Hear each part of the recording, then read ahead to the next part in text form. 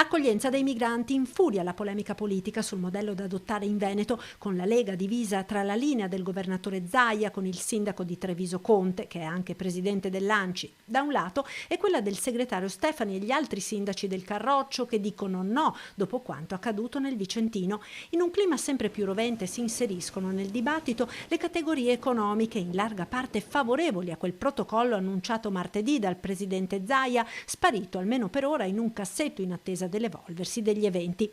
Artigiani, piccole e medie imprese, industriali, alle prese con una cronica carenza di manodopera, spingono sull'acceleratore per un'integrazione lavorativa dei migranti e si dicono pronte a fare la propria parte. Per poter continuare a far sì che le imprese lavorino, c'è la necessità comunque di avere persone capaci e disponibili a lavorare.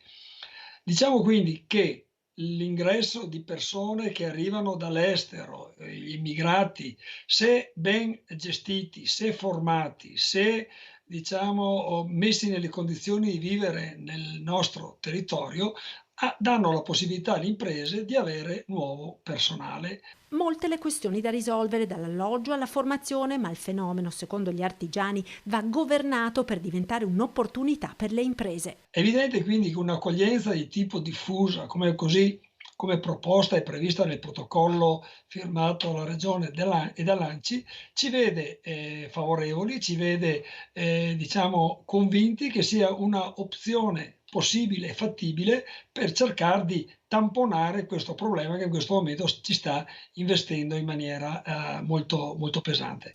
Assindustria Veneto Centro si dice pronta a fare la propria parte anche mettendo a disposizione alloggi, come già accaduto in passato. I migranti non sono solo un problema, dice il presidente Leopoldo Destro, ma anche un'opportunità. Abbiamo bisogno di manodopera.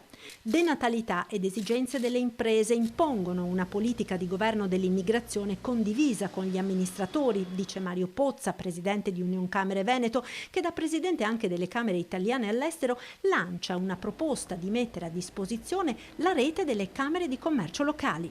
Potremo mettere a disposizione del sistema Italia, del sistema Paese, una migrazione mirata e quindi portare qui del personale preparato oppure ricercare del personale e prepararlo a suo tempo, come ad esempio anche con l'America Latina, come è stato fatto negli anni 90.